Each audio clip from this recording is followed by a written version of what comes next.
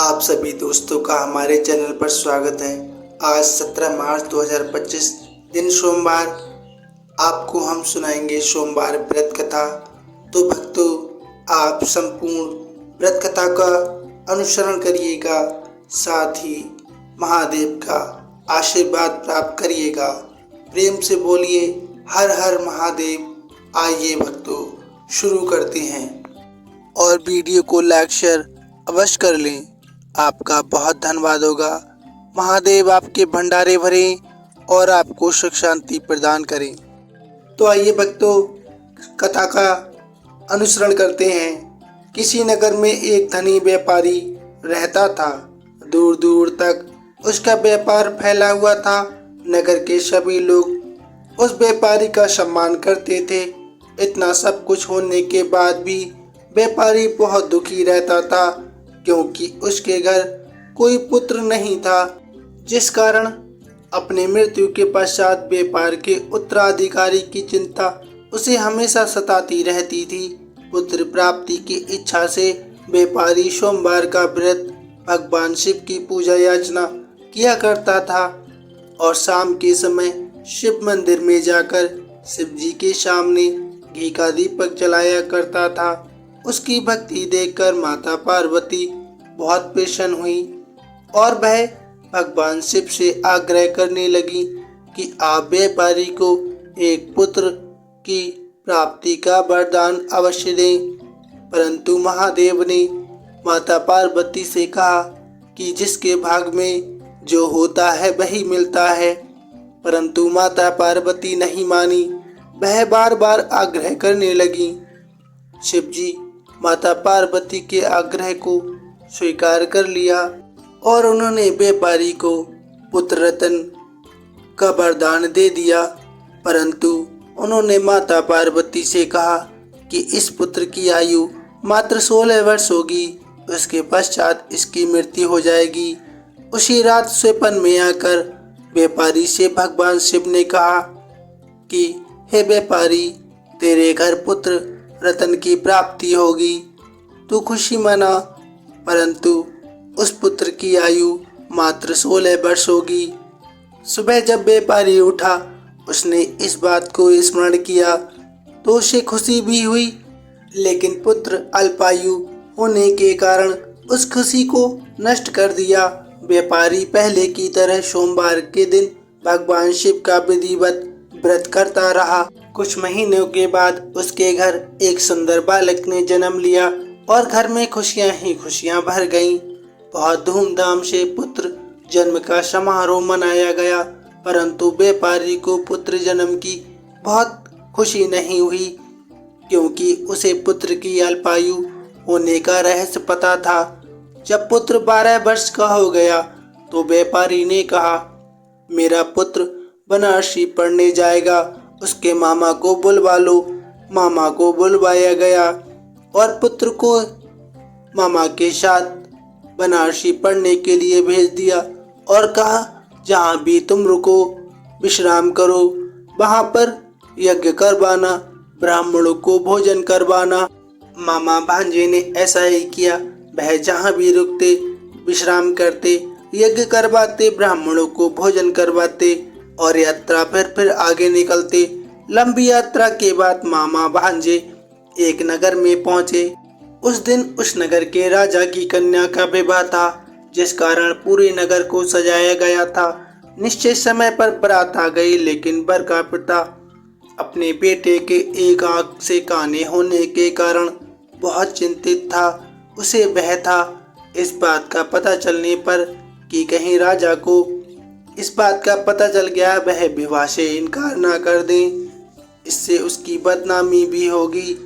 जब वर के पिता ने व्यापारी के पुत्र को देखा, उसके मस्तिष्क में एक विचार आया और उसने सोचा कि क्यों ना इस लड़के को दूल्हा बनाकर राजकुमारी से विवाह करवा दूं। विवाह के बाद इसको धन देकर विदा कर दूंगा और राजकुमारी को अपने नगर ले जाऊंगा। वर के पिता ने लड़के के मामा से इस संबंध में बात की। मामा ने धन के लालच में आकर वर के पिता की बात स्वीकार कर ली। लड़के को दूल्हे का वस्त्र पहनाकर राजकुमारी से विवाह करा दिया गया। राजा ने बहुत सारा धन देकर राजकुमारी को विदा किया। शादी के बाद लड़का जब राजकुमारी के साथ लौट रहा था तो वह सच नहीं छिपा सका और उसने राजकुमारी की ओढ़नी पर लिख दिया, राजकुमारी तुम्हारा विवाह मेरे साथ हुआ था।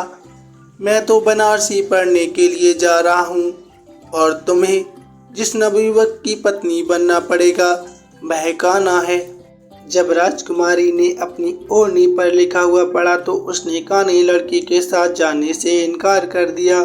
राजा को जब ये सब बात का पता चला तो उसने राजकुमारी को महल में ही रख लिया। उधर लड़का अपने मामा के साथ बनारसी पहुंच गया और गुरुकुल में पढ़ना शुरू कर दिया। जब उसकी आयु 16 वर्ष की हुई तो उसने यज्ञ किया। यज्ञ के समाप्ति पर ब्राह्मणों को भोजन कराया और खूब अन्न वस्त्र दान किए। रात को वह अपने शयन कक्ष में सो गया। शिव के वरदान के अनुसार शयन अवस्था में ही उसके प्राण उड़ गए।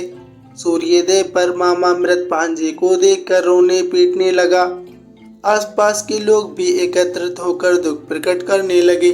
लड़के की मामा के रोने के विलाप करने के स्वर समीप से गुजरते हुए भगवान शिव और माता पार्वती जी ने भी सुने। माता पार्वती ने भगवान से कहा, प्राणनाथ, मुझे इसके रोने के स्वर सहन नहीं हो रहे हैं, आप इस व्यक्ति के कष्ट को अवश्य दूर करें। भगवान शिव ने माता पार्वती के साथ आदर्श रूप में समीप जाकर देखा तो भोलेनाथ माता पार्वती से बोले, ये तो उसी व्यापारी का पुत्र है जिसे मैंने 16 वर्ष की आयु का वरदान दिया था। इसकी आयु पूरी हो गई है। ऐसा सुनकर माता पार्वती फिर भगवान शिव से निवेदन करने लगी। उस बालक को जीवन देने का आग्रह करने लगी। माता पार्वती के आग्रह पर भगवान शिव ने पुनः उसे लड़के को जीवन दान दे दिया और कुछ ही पल में लड़का जीवित होकर उठ बैठा। शिक्षा समाप्त करके लड़का मामा के साथ अपने घर की ओर चल दिया। दोनों चलते हुए उसी नगर में पहुंचे जहां उसका विवाह हुआ था। उस नगर में यज्ञ का आयोजन किया। समीप से गुजरते हुए नगर के राजा ने यज्ञ का आयोजन देखा और उसने तुरंत ही उस लड़के को पहचान लिया और मामा को भी पहचान लिया। यज्ञ के समाप्त होने पर राजा मामा और लड़के को महल में ले गया और कुछ दिन उन्हें महल में रखकर बहुत सा धन वस्त्र आदि देकर राजकुमारी के साथ विदा कर दिया।